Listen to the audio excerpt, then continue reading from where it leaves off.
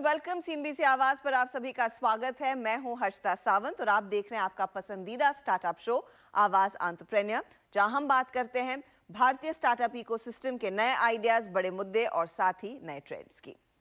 Fashion और environmentally conscious लोगों के लिए आजकल भारत में एथिकल फैशन ब्रांड्स की कोई कमी नहीं है। रिसाइकल्ड फैब्रिक, वीगन लेदर से बने प्रोडक्ट्स कईयों की अब प्रेफरेंस बन गई हैं और इसी बदलती चॉइस को केटर कर रहा है ज़ूक। 2016 में शुरू हुआ बैग्स और एक्सेसरीज का ये D2C ब्रांड अपने vegan material, attractive pricing range के साथ भारतीय क्राफ्ट को एक मॉडर्न टच दे रहा है और अपनी क्रिएटिविटी के माध्यम से ज़ूक के फाउंडर्स दिशा सिंह और प्रदीप कृष्ण कुमार लोकल हैंडीक्राफ्ट को ग्लोबल मार्केट में ले जाने की तैयारी में जुटे हैं।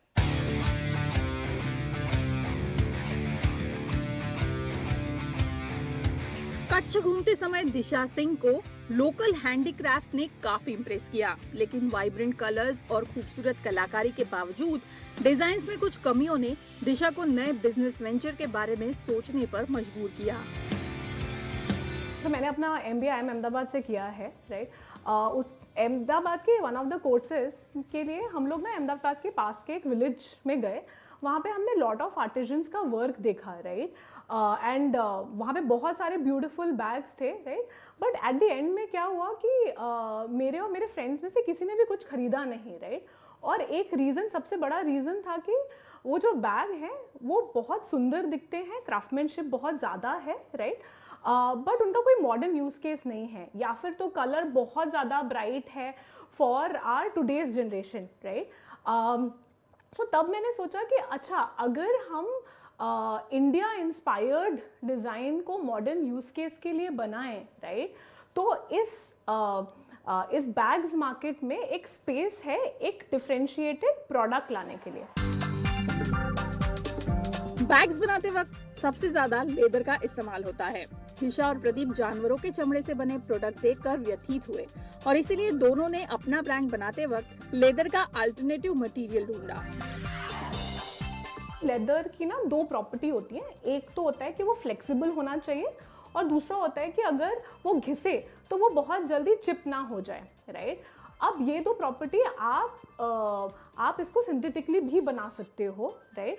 आपको उसको एनिमल को हार्म करने की ज़रूरत नहीं है उस पर्टिकुलर प्रॉपर्टीज़ को जनरेट करने के लिए, राइट। तो हमने हमारे वेंडर से, जो इंडिया बेस्ड ही है, बिकॉज हम एक प्राउडली इंडियन ब्रांड है, हमारे सारे प्रोडक्ट्स इंडिया में बनते हैं और उसकी सोर्सिंग भी इंडिया से ही होती है, राइट। हमने हमारे वेंडर के साथ काम करना शुरू किया, राइट, और उसके साथ हमने एक प्रॉपर्टी वीगन लेदर जनरेट किया, राइट, जो अब हमारे सारे बैग्स में यूज़ होता है, राइट, जिसका स्ट्रेंथ टेस्टिंग हमने सब की है। इनफैक्ट हमारे लैब रिपोर्ट्स हैं जिसमें हमने एब्रेशन के लिए, स्ट्रेंथ टेस्टिंग के लिए, वेट टेस्टिंग के लिए हमने सारी टेस्टिंग की है। एंड वो जो मटेरियल हमने डेवलप किया है वो सेम है इन टर्म्स ऑफ जो आपका एनिमल बेस्ड लेदर का प्रॉपर्टी होगा, right, but without harming the animals.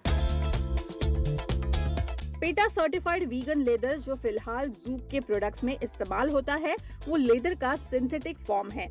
Company जल्द ही 100% प्लांट बेस्ड लेदर बनाने पर रिसर्च कर रही है। आज के ग्राहक, जिनमें ज्यादातर मिलेनियल्स है, काफी जागरूक है, अपनी हर खरीदारी को जांच परख कर लेने पर फोकस रखते हैं। इसीलिए वीगन लेदर एक ऐसा फैक्टर साबित हुआ जिसे ज़ूक के प्रोडक्ट्स की पॉपुलैरिटी बढ़ा दी, लेकिन ये इनकी इकलौती USP नहीं है।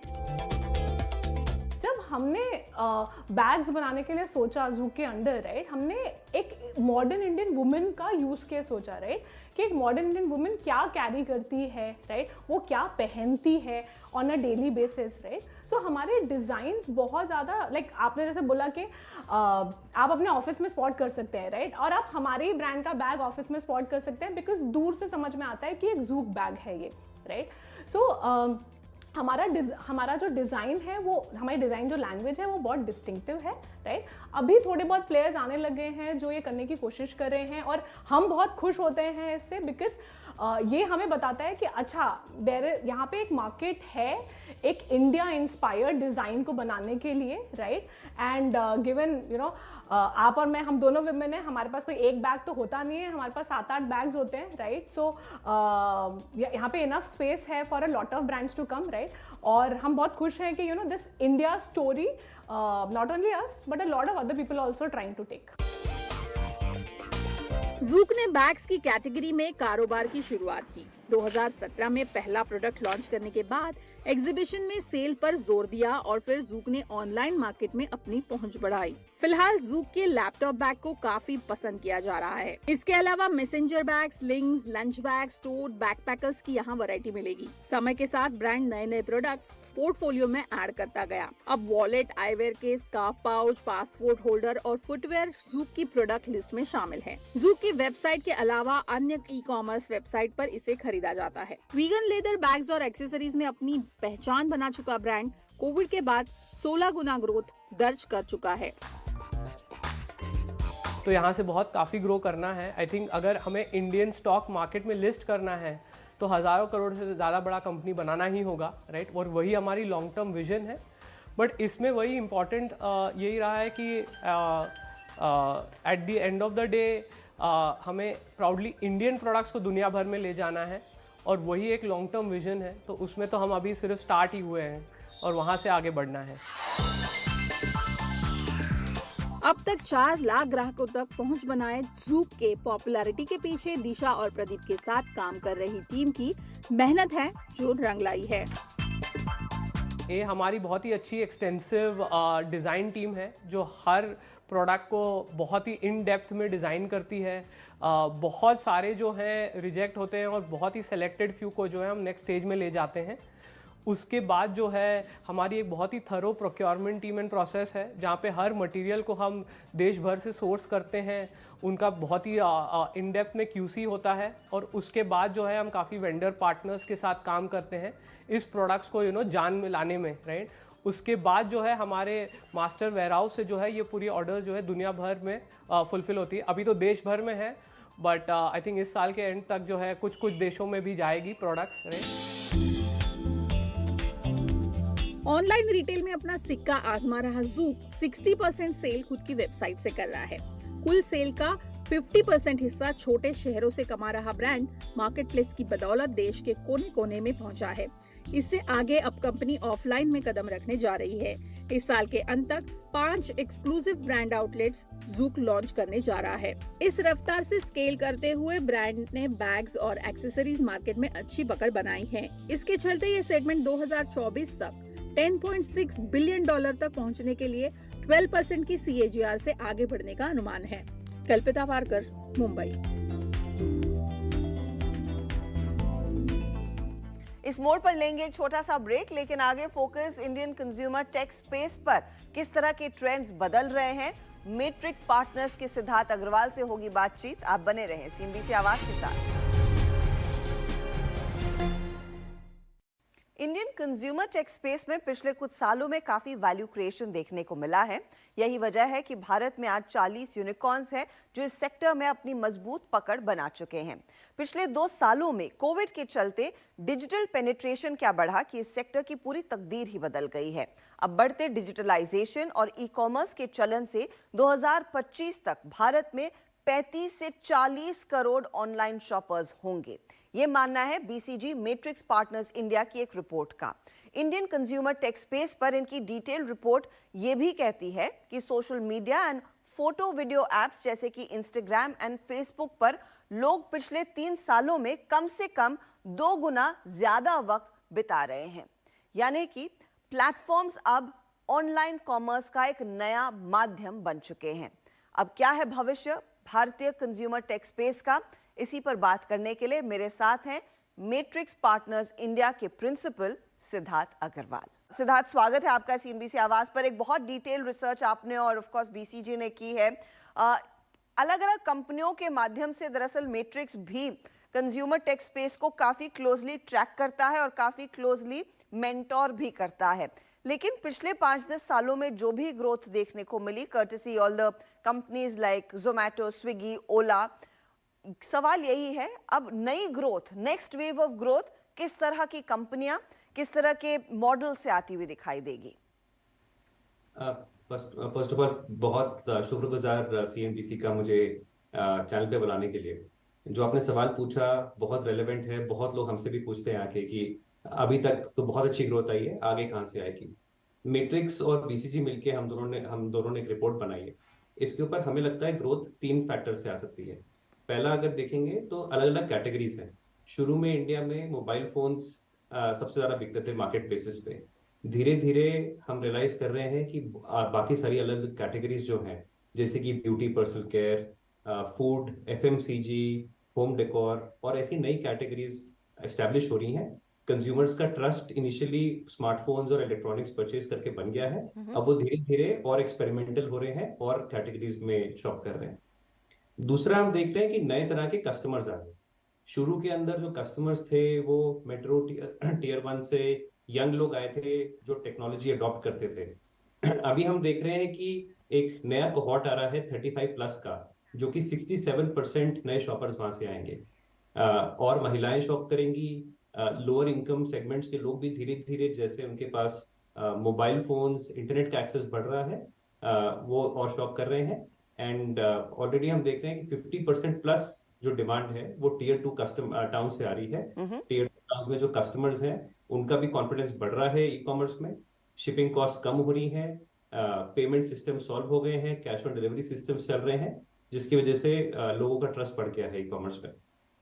थर्ड चीज जो हम देख रहे हैं कि नए तरह के मॉडल्स निकल के आ रहे हैं जी। अगर आप देखेंगे ऑनलाइन के अंदर फर्स्ट वेव में आप अगर किसी मार्केट प्लेस पे जाते थे आपको सब तरह की चीजें मिलती थी, जिसको कहेंगे असॉर्टमेंट, कि हर तरह के प्रोडक्ट्स मिलते थे। लेकिन अभी भी कई लोगों को ऑफलाइन जाके शॉप करने में बहुत अच्छा लगता है, बिकॉज उनको टच एंड फील करना होता है, उनको देखना होता है कि प्रोडक्ट की मटेरियल कैसा है, क्वालिटी कैसी है। वो सब चीजों का गैप ब्रिज करने के लिए नए मॉडल्स आ रहे हैं। इसमें कुछ लोग अपने दोस्तों के साथ, अपने रिलेटिव्स के साथ, अपने पड़ोसियों के साथ मिलकर शॉप कर रहे हैं, जैसे कि ग्रुप बाइंग। हमने भी मैट्रिक्स में एक कंपनी में इन्वेस्ट किया था, डील शेयर जी। उनका एक प्रोग्राम है डील शेयर दोस्त, जिसमें कि सब लोग मोहल्ले में मिलकर साथ में शॉपिंग करते हैं। डील शेयर दोस्त आपके ऑर्डर्स एग्रीगेट करता है, डील शेयर दोस्त को ऑर्डर मिलते हैं और वो सब सारे लोग जो उस सोसाइटी में रहते हैं या उस मोहल्ले में रहते हैं उनको प्रोडक्ट्स पहुंचाए जाते हैं। धीरे धीरे क्या हो रहा है कि आप तस्वीरें देख के इतना खुश नहीं हो पाते, आपको समझ में नहीं आता कि ये कैसा लगेगा मेरे घर पे। तो नई टेक्नोलॉजीज निकल के आ रही हैं, उसमें एआर निकल के आ रहा है, ऑगमेंटेड रियलिटी। लोग इन्फ्लुएंसर्स को के वीडियोस देखते हैं ऑनलाइन सोशल मीडिया पे, उनसे परचेज के लिए इन्फ्लुएंस होते हैं। तो ये सारे फैक्टर्स की वजह से न्यू कॉमर्स मॉडल्स से भी हमें लगता है काफी ग्रोथ आएगी फ्यूचर में। क्योंकि ये कैटेगरीज बढ़ रही हैं, क्या फिर मौके फिर इन कंपनियों के लिए भी हैं, ऑफ कोर्स ज़्यादा निवेश करने के लिए, इन मार्केट्स में एंटर करने के लिए, लेकिन मोस्ट इम्पॉर्टेंटली हर ऑर्डर पर मुनाफा कमाने के लिए? क्योंकि अब तक जो भी कंपनियां हमने देखी हैं, पर ऑर्डर जो ब्रेक इवन है या फिर पर ऑर्डर जो प्रॉफिटेबिलिटी है उसका जिक्र होता है, लेकिन कुल कंपनी लेवल पर वो दिखाई नहीं देता। वो पाथ कैसे दिखेगा इस ग्रोथ के बीच? देखिए, इंडिया बहुत बड़ी अपॉर्चुनिटी है अगर आप इंडिया की कंजम्पशन स्टोरी देखेंगे। अब इसमें शुरू के कुछ सालों में कोई भी बिजनेस जब आप एस्टेब्लिश करते हैं तो उसमें थोड़ा सा खर्चा होता है, उसमें आपको पैसा लगाना पड़ता है बिहेवियर चेंज में। कंज्यूमर्स को आदत थी ऑफलाइन जाके खरीदने की, अब आप उनको ऑनलाइन खरीदवा रहे हैं, राइट। कंज्यूमर्स को ऑनलाइन पे ट्रस्ट नहीं था, कंज्यूमर्स की डिलीवरी सर्विसेज अवेलेबल नहीं थी। वो सारा इंफ्रास्ट्रक्चर में हमारे पिछले 10-15 साल में इन्वेस्टमेंट्स गई है, एंड जो इंफ्रास्ट्रक्चर बना है आई थिंक वर्ल्ड क्लास बना है हमारे देश में। अब अगर आप सोचेंगे जैसे जैसे देश का मार्केट बढ़ेगा, जैसे और लोग middle class, upper middle class में आएंगे, जैसे लोगों की डिस्पोजेबल इनकम बढ़ेगी, तो मार्केट सिग्निफिकेंटली एक्सपैंड होगा। एंड किसी भी बिजनेस में जब आपका बिजनेस बढ़ता है तो सिनर्जीज आती हैं, ऑपरेटिंग लेवरेज आता है, एफिशिएंसीज बढ़ती हैं जी। आपकी delivery efficiencies, payment efficiencies, sourcing efficiencies, manufacturing efficiencies, हर प्रोसेस में एफिशिएंसीज आती हैं और कॉस्ट स्ट्रक्चर धीरे धीरे ऐसे हो जाते हैं कि कंपनियों को मुनाफा बनना शुरू हो जाता है। तो हमारा मानना ये है कि अगर आप लॉन्ग टर्म देखेंगे इंडिया में तो बहुत अपॉर्चुनिटीज हैं। अभी इन्वेस्टमेंट फेज सोच लीजिए जो शुरू में था, अभी धीरे धीरे जो रिवॉर्ड्स हैं वो असली में हमारी कंपनीज रीप करना शुरू करेंगी। और रफली would you like to stick your neck out and say वो कितना समय लगेगा, बिकॉज इस समय का तो चैलेंज यही है, राइट? सिद्धार्थ, जब हम नायका की बात करते हैं, जब हम जोमेटो की बात करते हैं, क्योंकि ये लिस्टेड कंपनियां हैं, तो उनको उदाहरण लेके लोग फिर सवाल पूछते हैं कि बाकी जो कंपनियां लाइन लगाकर खड़ी हैं, चाहे वो मामा अर्थ हो जिसका आईपीओ आने वाला है, चाहे वो ओला हो जो सोच रहा था आईपीओ लाने की, उनकी पाथ टू प्रॉफिटेबिलिटी क्या रहेगी? क्या आपको लग रहा है ये कंपनियां ज्यादा प्रॉफिटेबल रहेंगी, ज्यादा जल्द प्रॉफिटेबल रहेंगी versus what's happened with Nykaa and Zomato? बिल्कुल आप सही कह रही हैं। I would like to stick my neck out and say हमारी रिपोर्ट में भी हमने कवर किया है एक सेक्शन में कि कंपनियां धीरे धीरे जैसे आ रही हैं उनको बड़ा मार्केट मिल रहा है और जल्दी प्रॉफिटेबल हो रही है। तो जो कंपनियां 5 साल के अंदर में प्रॉफिटेबल हो रही हैं वो आजकल ज्यादा हो रही हैं कंपेयर टू जो पहले बनी थी। सो वो तो ऑलरेडी ट्रेंड दिख रहा है। जितने हमारे बड़े बड़े एट स्केल कंज्यूमर ब्रांड्स हैं ऑलरेडी प्रॉफिटेबल हैं। मार्केट प्लेसेस में थोड़ा टाइम लगता है बिकॉज आप डिस्ट्रीब्यूशन बनाते हैं, मल्टीपल ब्रांड्स बेचते हैं। अगर मैं आपको मैक्रो व्यू थोड़ा देता हूँ, हमारे पिछले 75 सालों में सिंस इंडिपेंडेंस हमारी इकोनॉमी अभी $3.5 ट्रिलियन पे पहुंची है। अगले 5 से 10 साल के अंदर हमारी जीडीपी ग्रोथ नॉमिनल को 10 से 11%, अभी लेटेस्ट आप फोरकास्ट लेके चलेंगे तो 5.9 से 6.5% के बीच में रियल जीडीपी ग्रोथ होगी। तो जो हमारी जीडीपी होगी 7 से 10 ट्रिलियन डॉलर की हो जाएगी। हमारी आबादी बढ़ रही है लेकिन इतनी तेजी से नहीं बढ़ रही। इससे क्या होगा? इससे हमारी पर कैपिटा इनकम बढ़ेगी। जी। चाइना में 2007 में 3.5 ट्रिलियन पे थे, हम कहीं मान लीजिए 10-12 साल पीछे हैं हमसे थोड़ा सा। अब जब आपकी पर कैपिटा इनकम बढ़ती है तो पहले आप मैस्लोव्स हायरार्की सोचेंगे तो पहले आप एसेंशियल्स करते हैं, पहले आप रोटी कपड़ा उस सबके बारे में सोचते हैं। जब वो पूरा हो जाता है फिर आपकी डिस्क्रेशनरी परचेजेस खुलती हैं। उसके बाद आप सोचते हैं कि आपका लाइफस्टाइल इंप्रूव हो जाए, राइट? आप अच्छे जगह खाने जाते हैं, आप और अच्छी चीजें खाते हैं, घर को और संवारते हैं, खुद पे ब्यूटी पे खर्चा करते हैं, अपने वेलनेस पे। तो ये सारी चीजें देखते हुए हम मानते हैं कि ये बहुत ही अमेजिंग अपॉर्चुनिटी है जो इंडिया में खुलने वाली है। अक्रॉस द ग्लोब अगर आप लेटेस्ट रिसर्च देखेंगे जो निकल के आई थी, India is the only economy जहां डीग्रोथ का चांस इज नियर जीरो। अगले 10 साल में हमारे पास जो अपॉर्चुनिटी है कंज्यूमर टेक कंपनीज के लिए, आई थिंक दुनिया में वो कहीं नहीं है।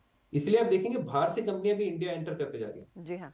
ओवरऑल जैसे मैंने कहा कि ये सिर्फ it's a matter of time. बड़े इंस्टीट्यूशन बनने में टाइम लगता है। सारे के सारे ग्राउंड वर्क पूरा का पूरा बन चुका है, logistics, infrastructure, smartphone, internet penetration. अब सारी कंपनियां बहुत अच्छे से कैपिटलाइज करके प्रॉफिट्स बना सकती हैं। थोड़ा सा पेशेंस रहना पड़ेगा। 5 to 10 years में everything is going to look very good. अब मैं आपसे अब ये समझना चाहूंगी कि ये बाकी के जो नए प्लेयर्स आए हैं टेक्नोलॉजी के आधार पर अपने बिजनेस को बढ़ा रहे हैं और मॉडल और बेस भी वही है। अब मैं आपसे ये समझना चाहूंगी, जब जनरेटिव एआई आ रहा है, जब ओएनडीसी जैसे मॉडल्स आ रहे हैं, इन कंपनियों के लिए क्या बिजनेस करना फिर और आसान हो जाता है या फिर उनके लिए एक बहुत नई प्लेइंग फील्ड खुल जाती है जहां पर वो और कुछ एक्सपेरिमेंट कर सकते हैं और शायद और बेहतर डिलीवर कर सकते हैं? आई थिंक जो आप कह रहे हैं बिल्कुल सही। पहला तो आप देखिए इंडिया में जब यूपीआई आया था उससे क्या वेव आई है डिजिटल पेनिट्रेशन की। मैं खुद पेटीएम में होता था काफी साल पहले और जब मार्केट में जाता था तो मर्चेंट्स जो है डरते थे क्यूआर लगाने से पहले। आजकल आप देखिए हर कोई क्यूआर है। मतलब मेरे घर पे जितनी भी सर्विसेज आती हैं, maids, everyone is accepting digital payments. Correct. इसी तरह से अगर आप देखेंगे ओएनडीसी आया है। ओएनडीसी डेमोक्रेटाइज कर रहा है supply side and demand side पे एक्सेस। जो छोटा बिजनेस था जो स्टार्ट हुआ है, राइट? लेट्स से केरला में कोई चिप्स बना रहा है, कोई अलग टाउन्स में कोई मसाले बना रहा है, वो सब लोगों को ई कॉमर्स की पूरी समझ नहीं थी। अब वो पूरा का पूरा जो सप्लाई है वो एग्रीगेट करके ओएनडीसी प्लेटफॉर्म से अवेलेबल हो रही। अब डिमांड साइड पे सोचिए, डिमांड साइड पे ऑलरेडी इतनी सारी बड़ी एप्स हैं जिनके पास इतने सारे कस्टमर्स हैं। उन कस्टमर्स को एग्जिस्टिंग एप्स या नई एप्स अगर वो सप्लाई प्रेजेंट कर दे जो कि आज तक बड़े बड़े मार्केट प्लेसेस नहीं कर पाए थे, जी हाँ, तो कितना बड़ा मार्केट ओपन अप होता है स्मॉल सेलर्स के लिए, नए कस्टमर्स के लिए ढूंढना। तो एक तो हमारा बिलीफ है कि जो मैंने आपको पहले कहा था लॉन्ग टेल कैटेगरी, जो छोटी छोटी कैटेगरी है, अगर वो पूजा सामग्री है, किसी को म्यूजिकल इंस्ट्रूमेंट चाहिए, बांसुरी चाहिए, जिन चीजों पे रेगुलरली फोकस नहीं होता था बड़े मार्केट प्लेसेस का, वो सब भी अब ई कॉमर्स के फोल्ड में आएंगी। नंबर 2 जो आपने कहा जनरेटिव एआई, पूरी की पूरी आपकी जो जर्नी है उसको सिंप्लीफाई कर रहा है। ऑलरेडी अगर आप फैमिलीज में देखेंगे, सबको पता है कि जिन चैट जीपीटी आया है, लोग उस पर ट्राई कर रहे हैं। और वो तो सिर्फ एक मॉडल है, बहुत सारे एआई के मॉडल्स हैं। इससे पूरी की पूरी कस्टमर जर्नी डिजिटाइज होगी। अगर ई कॉमर्स में देखेंगे एप्लीकेशंस, तो जो कैटलॉग होती है वो और परफेक्ट हो जाएगी, कैटलॉग बनाना आसान होगा। कस्टमर्स को जो, उनको अगर कैटलॉग पसंद है, उनका बिहेवियर अंडरस्टैंड करके कि उनको क्या पसंद है, आप उनके लिए कस्टम कैटलॉग्स बना सकते हैं। उसको आप पीछे अगर स्टिच करें तो मैन्युफैक्चरिंग जो है मेड टू ऑर्डर बन सकता है, मेड टू स्टॉक की जगह। जो आजकल इंडिया के अंदर लोग कंटेंट कंजम्पशन बढ़ गई है, लोग इंस्टाग्राम, फेसबुक, जोश, हमारी कंपनी है, अभी हमने बैक किया था जोश, सब पे टियर 2 के अंदर बहुत सारा इस पे आई बॉल्स हैं, 150 million plus monthly active users हैं जो आके लोग कंटेंट कंज्यूम कर रहे हैं। तो उन वहां पे फिजिकल इन्फ्लुएंसर्स हैं, डिजिटल इन्फ्लुएंसर्स आ रहे हैं।